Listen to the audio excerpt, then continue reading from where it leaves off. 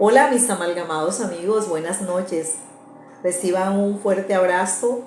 Como siempre, mi buena energía y el deseo que hayan finalizado exitosamente todo aquello que se propusieron para esta semana que termina. Nuestra charla de esta noche se titula Discapacidad y Oportunidad. Pero antes voy a hablarle de dos temitas que sí tienen relación, pero son un poco diferentes. El primero de ellos es contarle por qué no había hecho más videos, por qué he estado un poco ausente, porque he tenido amalgama aplazada, un poco detenida. Y es porque he estado atravesando por un cuadro de depresión, no muy severo, pero sí depresión al fin y al cabo, que es algo real. Este es el segundo, porque ya hace algunos años viví el primero. Fue bastante complicado porque no sabía a qué me enfrentaba. Ya en esta segunda oportunidad ya tengo herramientas para combatirlo porque ya sé qué sucede, ¿verdad? El primero no, hace tiempo no. Y yo la pasé con muchas complicaciones, pero alcancé a superarlo con ayuda de especialistas, de médicos y un grupo de personas que me ayudó. A diferencia de otras personas que dicen que no saben qué les ocasiona sus cuadros de depresión, yo sí. Los dos más fuertes que he vivido, sí tengo la certeza y sé que me los ocasionó. La primera ocasión que les estoy comentando, que fue la más grave, fue un proceso hormonal que sufrí. O sea, mis hormonas disminuyeron y esto me produjo una ansiedad que me llevó a la depresión. Entonces, por eso les digo que yo sí lo he identificado. Pude salir de eso con mucha ayuda y con un tratamiento. Y tenía 4 ángeles que estaban conmigo que me ayudaron siempre. Ahora hace poco que les estoy comentando, también tengo identificado cuáles son las causas que me ocasionaron la ansiedad y de hecho el cuadro depresivo. Cualquiera dirá, bueno, pero tú eres motivadora y ¿cómo que te vas a deprimir? Sí, yo soy un ser humano. Soy un ser humano y también necesito ayuda, así como yo puedo ayudar a los demás. Porque hay personas desprevenidas que inclusive se preguntarán y me preguntan, bueno, pero ¿cómo así que tú vas a sufrir un cuadro de depresión si tú eres motivadora? Sí, yo soy motivadora, pero les repito, soy un ser humano. Entonces les decía que yo sí identifico las situaciones y los detonantes de mi cuadro de depresión. Este segundo cuadro de depresión lo he vivido porque, y ven que tiene relación con nuestra charla, perdí la mitad de mi oportunidad laboral. Ya les explico. Ustedes saben que yo les comenté que hace mucho tiempo, hace algunos 10 años, yo quité el jardín infantil. Por muchas circunstancias quité el jardín infantil y me dediqué solamente a dictar las clases de refuerzo, a las ayudas pedagógicas, a las clases de inglés, al club de lectura. Entonces ahora con la pandemia, hace 2 años, las madres, a pedida de madres y de exalumnas, me dieron la idea de retomar lo del jardín. Me pareció maravilloso, tenía muchas expectativas, yo feliz porque era como que algo que me faltaba. Y entonces descubrí la manera de trabajar con algunas auxiliares y, en fin, empecé y invertí algunos recursos en adecuar el lugar para dejarlo en óptimas condiciones para los niños. Traté de hacer todo lo mejor posible y trabajaba en la mañana en el jardín infantil, en la tarde en las ayudas pedagógicas y los sábados en el club de lectura. Que incluso el club de lectura era un espacio al aire libre. Bien, entonces como les decía, me tocó reducirlo a la mitad. Por circunstancias ajenas a mí, por decisiones ajenas que me orillaron a tomar la decisión porque ya era demasiada complicación, ya me estaba afectando demasiado emocionalmente, psicológicamente, ¿verdad? Quizás por el egoísmo de otras personas me tocó llevar a la mitad mi trabajo.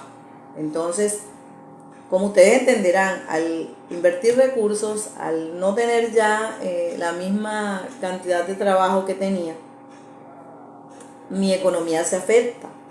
Y no solo mi economía, mi estado emocional. porque como yo les he dicho siempre, yo soy docente en esencia, yo no sé hacer más nada. Yo digo muy chistosamente a las personas que me rodean a veces que yo tomo la decisión de trabajar en otra cosa y yo no doy buenos resultados, o no sé, quizás, pero yo tengo demasiado tiempo de ser profesora, de ser docente, que es más que en mi casa a mí no me dicen mi nombre sino señor, y las personas que me conocen también. Entonces, esto me ha afectado bastante porque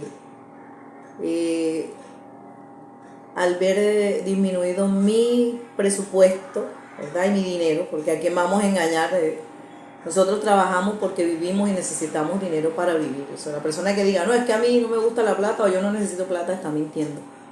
Entonces, para que se me disminuye mi presupuesto, yo soy una persona muy autónoma, yo tengo muchos años de valerme por mí misma, de buscar mis propios recursos, trabajando y haciendo todo lo posible por no depender de nadie, ¿verdad? Entonces, al ver esto disminuido, me empieza la tristeza, me empieza el llanto, me empiezan las complicaciones. Y como les repito, por lo económico, pero también por lo que yo siento por los niños, por lo que me gusta mi trabajo, porque es que no solamente yo trabajo para ganar una remuneración económica, yo trabajo porque me gusta.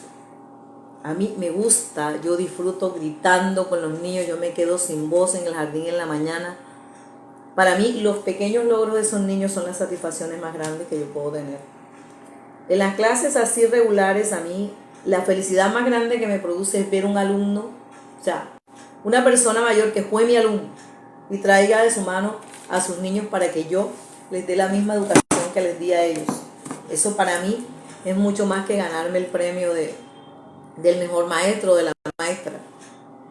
Y trabajando con ellos yo aprendo, son niños a los que he enseñado a aceptar la diferencia, son niños que aman mi discapacidad, niños que no se asustan cuando ven a una persona con unas muletas o con una silla de ruedas, porque ya se han adaptado a mí en estos meses y ya me conocen, aman mi discapacidad, me preguntan los más grandecitos, yo les explico, ellos me aman, yo los amo, soy su disciplina así porque los educo para la vida.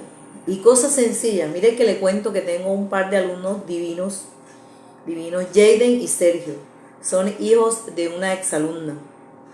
Y al comienzo del año me presentaron un reto extraordinario. Llegaban al jardín y se quitaban los zapatos inmediatamente que llegaban. Ya llevamos 5 meses, 5 o 6 meses vamos a cumplir. Hoy salimos a vacaciones y a hoy, ese día, ya ellos no se quitan los zapatos cuando entran, ni las medias, ni nada. Dan su clase sentados, que no querían estar sentados. O sea, eso para mí es más satisfactorio que cualquier premio, ¿verdad? Me dice mi asistente, ¿verdad que cuando entren ya se quitan los zapatos? Ah, pero en este semestre lo logré. Logré vencer ese reto y lo logré. Entonces, cosas como esas son las que me hacen a mí querer ser docente. Por lo menos en el club de lectura, que es la actividad donde yo menos remuneración económica recibo, porque prácticamente es algo gratuito. No es mucho lo que se recibe para una merienda, no sé, ¿verdad? Porque de pronto se tiene la idea de que no, ella está ganando. Es mi trabajo. Yo no les voy a decir, no, que yo atiendo a los niños por gusto, sí me pagan. Pero el club de lectura es una de las actividades donde yo prácticamente no recibo nada. Pero ¿por qué me gusta? Porque a mí me gusta la literatura, a mí me gusta escribir, ustedes saben que yo soy escritora, a mí me gustan las historias, a mí me gustan las narraciones, la forma como los niños muestran sus capacidades, sus actitudes, todo su talento, porque los niños que llegan al club de lectura, afortunadamente para mí me enseñan mucho y son niños maravillosos, niños que cada uno tiene un potencial que cuando se descubre es algo maravilloso. Yo a todos los amo. Y es la parte que me duele y yo creo que eso es lo que más me causa la gran tristeza. No tener más a esos niños del club de lectura los sábados, de las clases de inglés. Les juro que me da un sentimiento de no sé de qué cuando pienso que no los voy a tener. Y que no los he tenido porque me vi obligada a cerrarlo, ¿verdad? Hay una niña, yo los amo a todos, les repito, pero hay una niña que tiene un nombre muy especial. y es una niña hermosa físicamente y es como un ángel. Ella se llama Tlafubib y Tlafubib es una narradora natural. Ella puede narrarle una historia desde que comienza el club de lectura hasta que termina las 2 horas y no le repite una frase, no dice lo mismo que ya estuvo diciendo al comienzo. Ella lleva el hilo de la historia con una coherencia y es pequeña, es una niña que no es grande, ¿no? Ella lleva ese hilo de esa historia que usted se queda maravillado. La primera vez le pregunté, ¿quién te contó ese cuento? Me dijo, no, eso lo inventé yo. Y así Tlafubib me da la satisfacción de siempre que estábamos en el club de lectura, porque ella desde la pandemia está maravillarme con toda esa historia. Yo tengo videos que he puesto en mi canal de YouTube. Ojalá que ella, sus padres y las personas encargadas de su educación se dieran cuenta de esa capacidad que tiene esa niña en la narrativa y la explotaran y la llevaran muy lejos, porque esa niña, manejándole ese talento que tiene para narrar, esa niña puede llegar a ser muy grande. Entonces les cuento estos ejemplos de mis niños porque les repito por enésima vez, me afectó y me causó la depresión el terminar con mi oportunidad de ganarme mi sustento, ¿verdad? Pero también en lo emocional. Yo soy docente hace mucho tiempo y eso es mi esencia, en mi ser. Y sentí que como que me la quitaron a la mitad. Pero bueno, son personas que no entienden de nada, personas que simplemente ven es su bienestar económico, lo que a ellos les conviene, lo que ellos quieren, y no les interesa que una persona como yo con una discapacidad pueda avanzar. Es lo que menos les interesa, es lo más mínimo.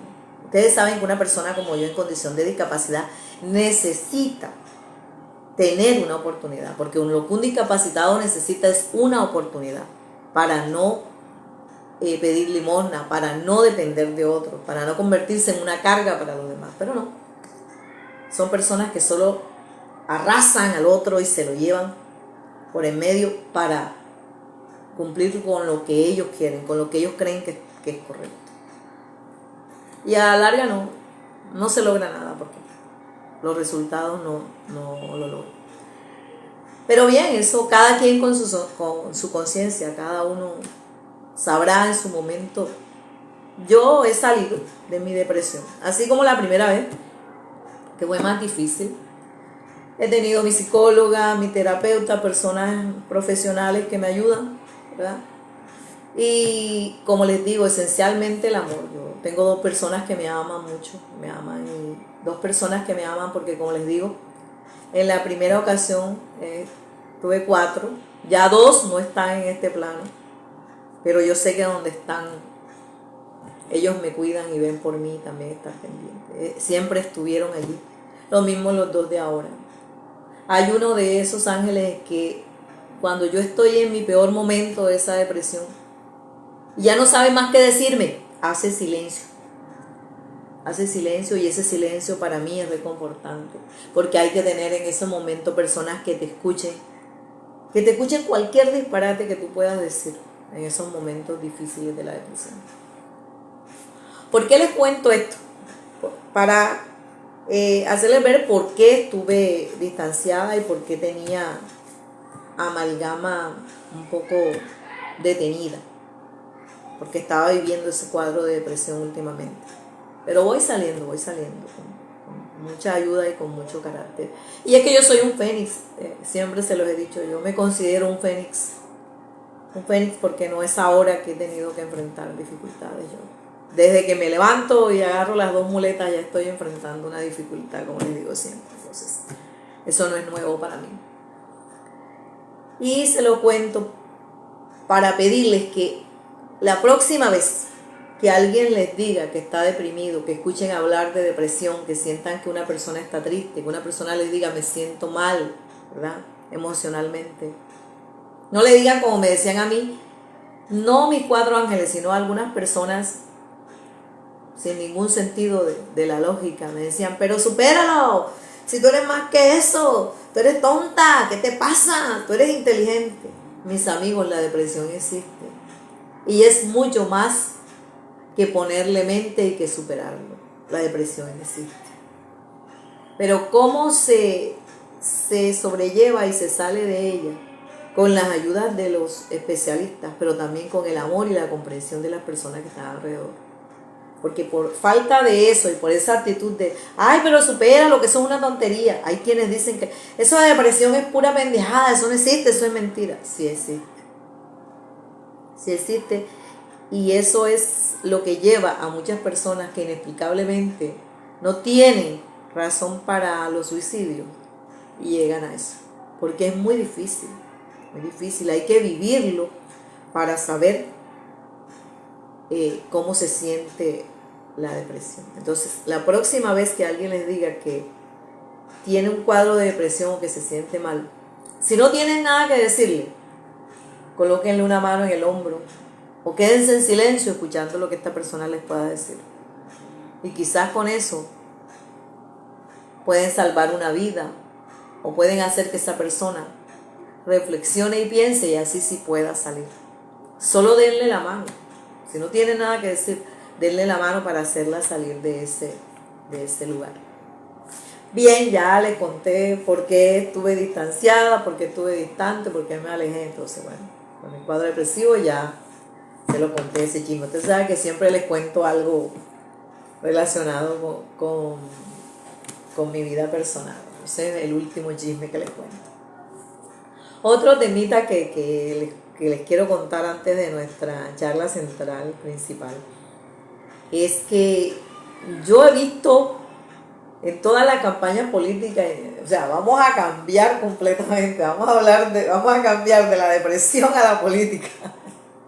Pues sí, yo he visto muchas campañas políticas, pero esta no sé, esta me llama la atención, había como un ambiente como de pelea, como de enfrentamiento, como de gente en redes sociales y hasta personalmente ofendiéndose constantemente por los candidatos políticos, por sus partidos, por sus creencias, querían hacerle imponer al otro.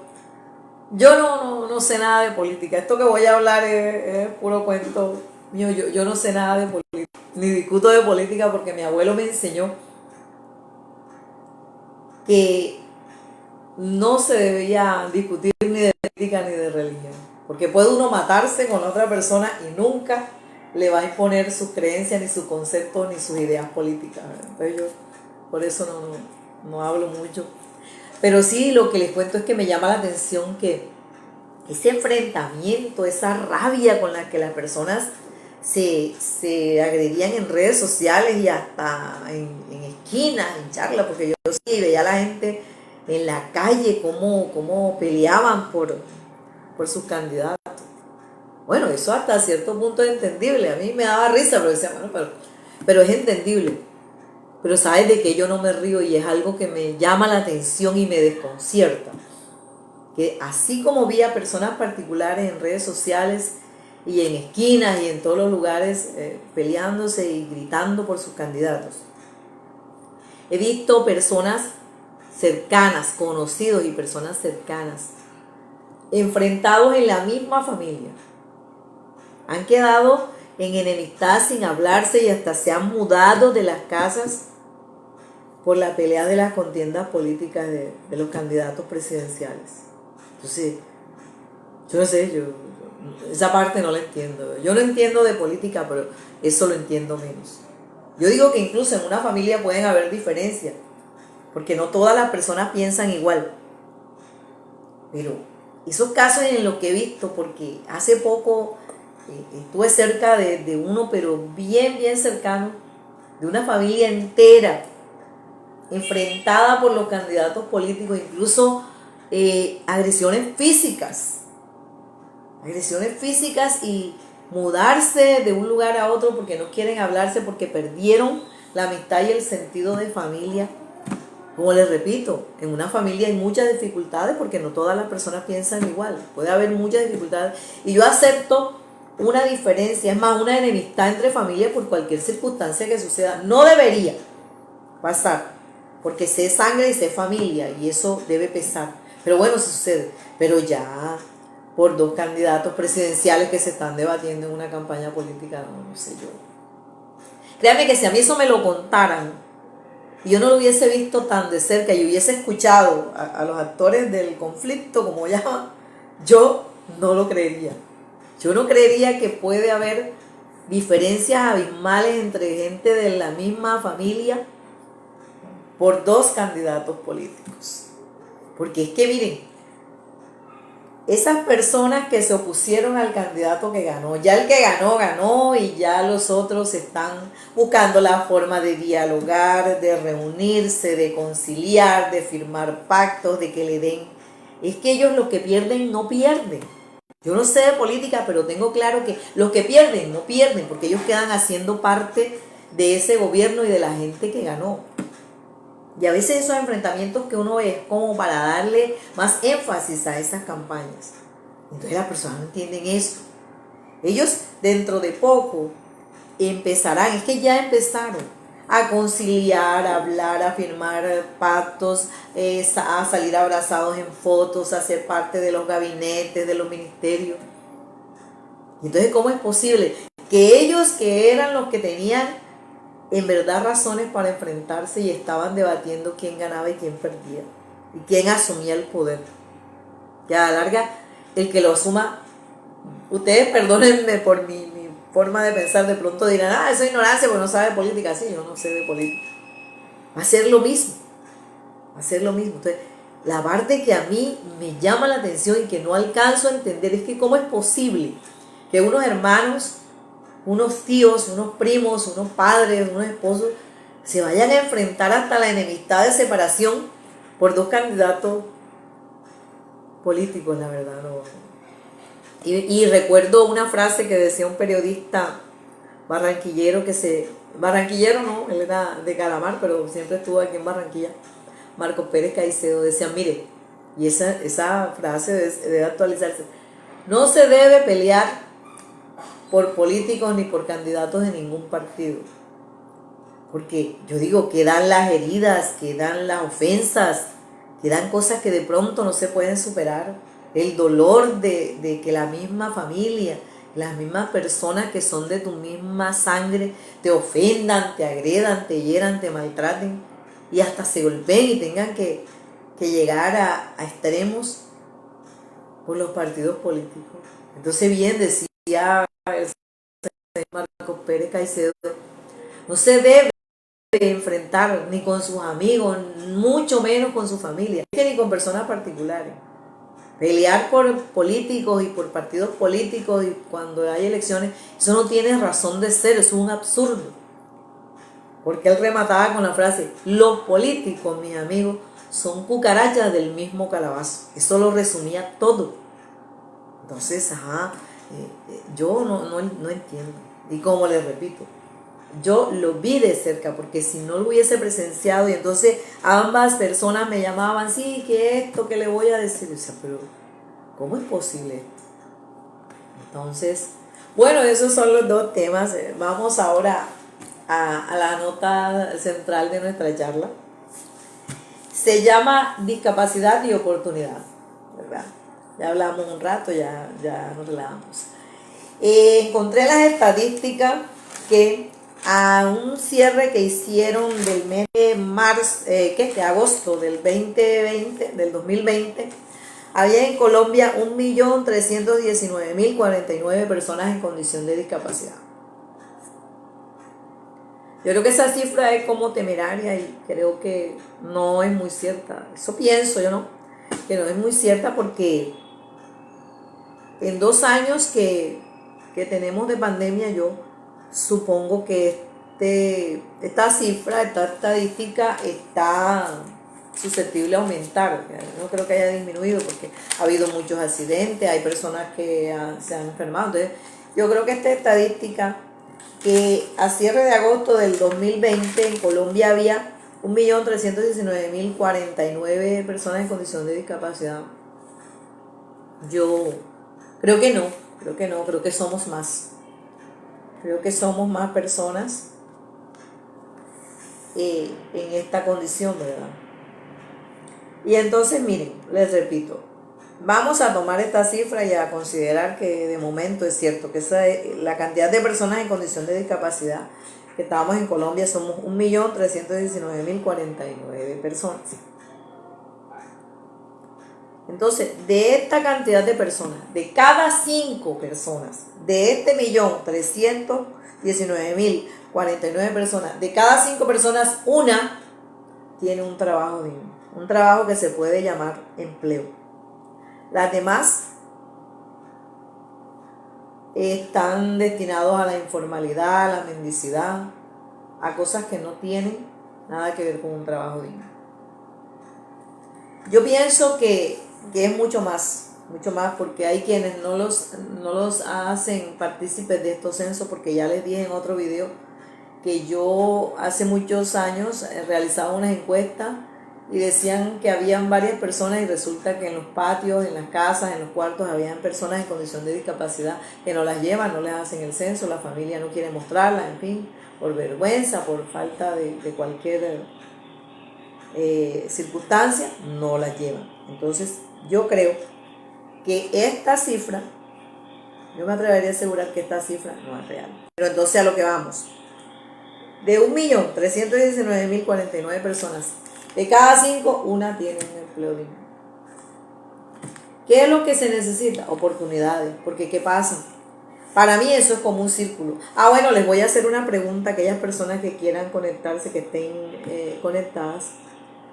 Que me cuenten si creen que en Colombia hay una verdadera inclusión. Al final yo les diré lo que pienso y entonces quisiera que cada una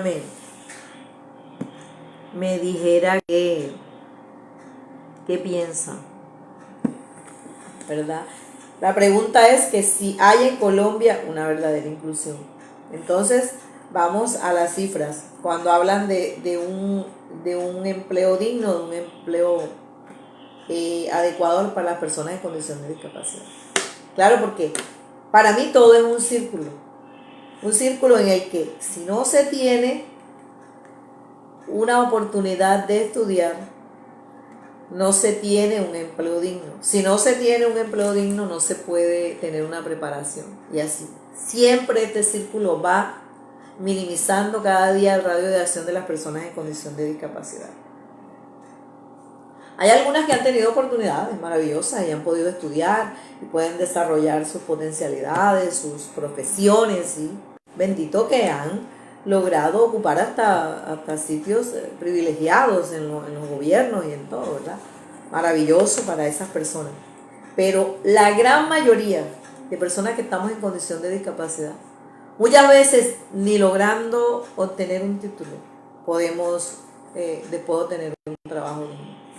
Hay quienes medianamente, como en mi caso, yo he tenido una que otra oportunidad de trabajar, como se dice, de mi cuenta, ¿verdad? Trabajar yo, poniendo mi propio jardín, pero hay personas que no.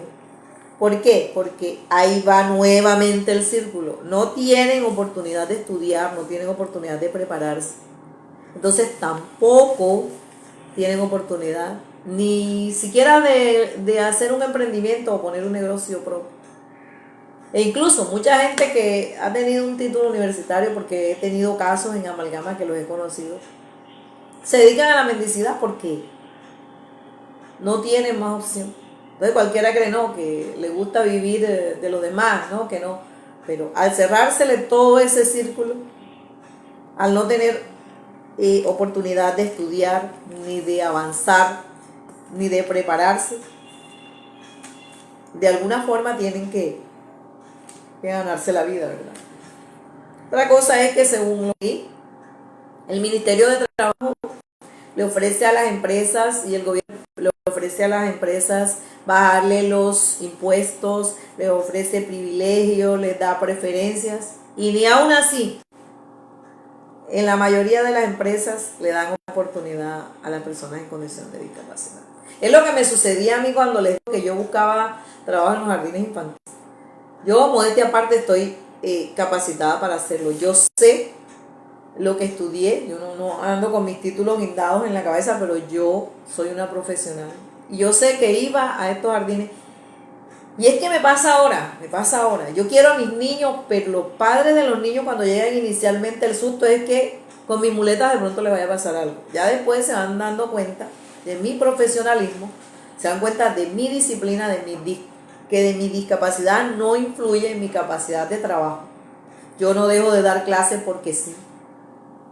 Yo este semestre a lo que vamos y siempre que trabajo, no hay un día en que yo por cualquier circunstancia diga no hay clase. O sea, no pueden escudarse en que por mi discapacidad yo no tuve la constancia ni la disciplina para mis clases. Entonces, yo soy muy profesional y yo sé trabajar, pero nada, yo llevaba mis hojas de vida y no me volvían a llamar y yo sé que tenía que ver y que tiene que ver con mi discapacidad, ¿verdad? Entonces yo misma, como les dije, me creé mi propio negocio. Dije, no, yo voy a montar mi jardín infantil porque yo no voy a seguir buscando. Pero no todas las personas tienen esa oportunidad. No les es posible. Hay personas que viven en condiciones realmente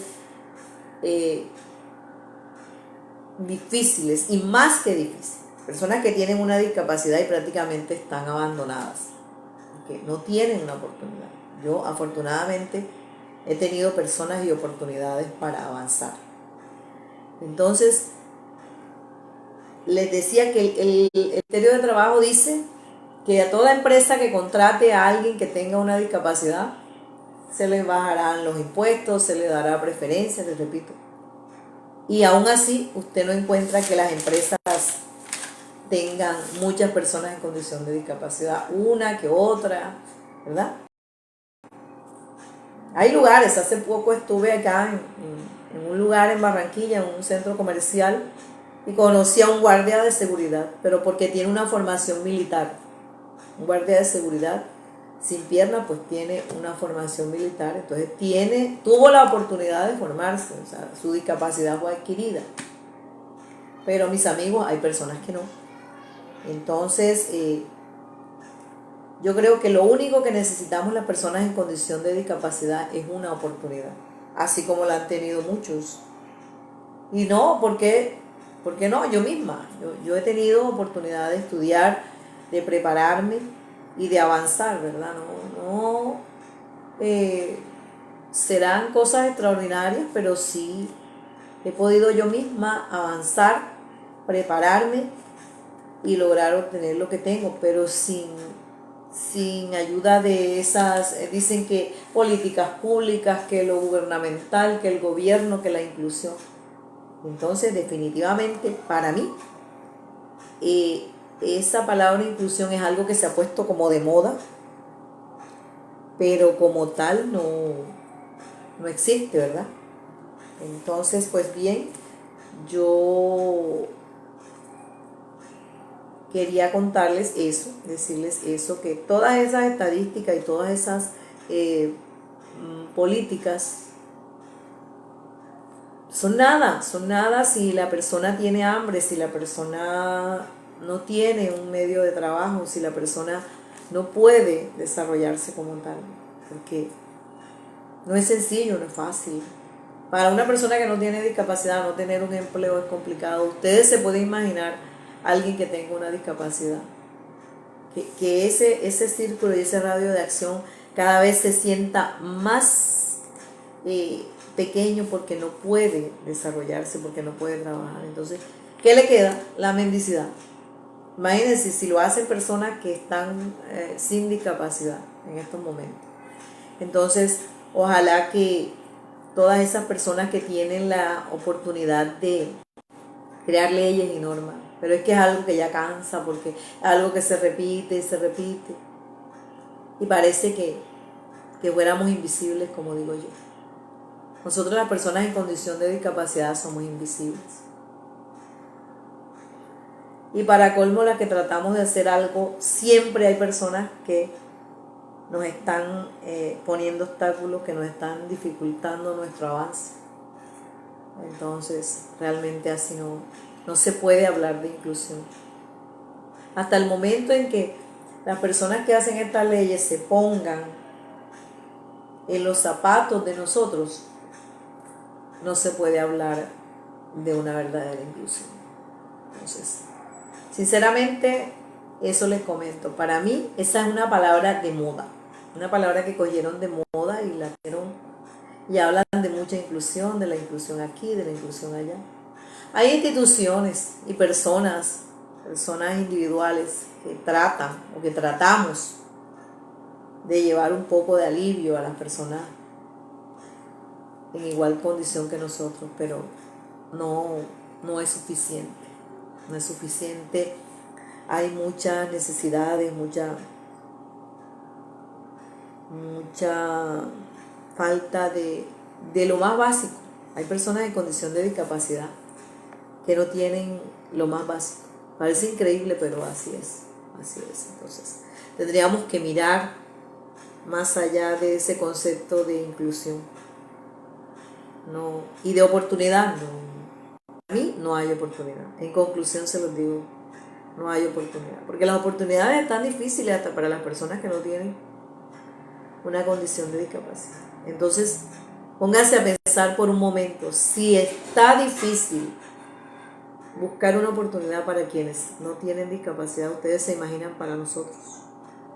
Entonces, pues, solo les concluyo diciéndoles que piensen en las oportunidades que ustedes tienen y en el momento en que puedan facilitarle algo a alguien que tenga una discapacidad, háganlo. Y no solamente dando una limosna, porque sí, hay personas que ayudan, como yo hago en Amalgama, que a veces ayudo, que con un par de muletas, que con un juguete, eso no basta. Porque las necesidades de las personas en nuestra condición son mucho más. Bien, entonces les comento con relación a Amalgama, estoy bien, ya no tengo, nada más tengo el jardín infantil en la mañana, no tengo las clases de ayuda pedagógica por la tarde, ni el club de lectura tampoco. Pero nada, vamos avanzando, Amalgama está allí ya. Dentro de poco empezamos a recoger nuevamente los juguetes. ¿Sabe que empezamos desde mitad de año a recoger los juguetes y a recoger todo aquello que regalamos? Por ahí hay un barrio que me invitaron a visitar que se llama La Bendición de Dios. De pronto, esta bendición de Dios puede ser nuestro próximo objetivo para los niños. Vamos a ver cómo se dan las cosas. Cómo se dan las cosas y Amalgama está allí, sí, con la mitad de mi trabajo, pero ahí voy. Ahí voy. Cualquier cosa que necesiten, así sea una charla, no sé, estoy en eso también buscando la oportunidad de dictar mis conferencias, mis talleres. Ahí voy porque Amalgama no se termina. Yo sé que no será algo extraordinario y de pronto hasta insignificante, incipiente, pero Amalgama está allí. Bueno, mis amigos, yo creo que ya es hora que terminemos nuestra charla. En resumen, para mí no hay oportunidades. No hay oportunidades ni para estudiar, ni de salud, ni laborales, mucho menos. Las personas en condición de discapacidad tenemos que crear nuestra propia oportunidad. Y vaya que es difícil. No es sencillo crear nuestra oportunidad, porque siempre, como les digo, hay gente que no lo facilita. Pero nada, tenemos que seguir avanzando y tenemos que ser mucho más que nuestra condición. Siempre se los digo, tenemos que ser mucho más que nuestra condición. Y tratar hasta el final, guerrearla toda y seguir avanzando, así sea desde una silla de ruedas con un par de muletas, que no es fácil, porque yo se los digo por experiencia propia. No es fácil. La persona que no tiene un par de muletas no sabe lo que es padecer de verdad las cosas. Levantarse con un par de muletas y tener que vivir atadas a ella, lo mismo a una silla de ruedas, es bastante. Ojalá, miren, si las personas pensaran por un momento lo que vivimos quienes utilizamos muletas o utilizamos sillas de ruedas, miraran la discapacidad de otra forma, miraran la discapacidad desde un punto de vista diferente. Ojalá que esto cambie, pero oportunidades no hay. Entonces, mis amigos, tenemos que avanzar y, como les repito, crearnos nuestras propias oportunidades. Y cuando la vida entera nos diga que no, nosotros insistirle con nuestras muletas y nuestras sillas de ruedas hasta que nos diga que sí. Bien, ya hoy es viernes, espero que tengan un fin de semana maravilloso. Es festivo el lunes, ¿verdad? Otra vez es festivo el lunes, entonces espero que descansen, espero que se diviertan sanamente. Y nada, que el universo se una y todo para que todo les salga bien, para que todo brille. Y así ustedes con ese brillo puedan hacer brillar a otro. Y sobre todo sean solidarios con las demás personas. Entonces, bien, un gusto conversar con ustedes. Muchas gracias por todas las personas que estuvieron allí. Un saludo para todos y Fundación Amalgama paso a paso.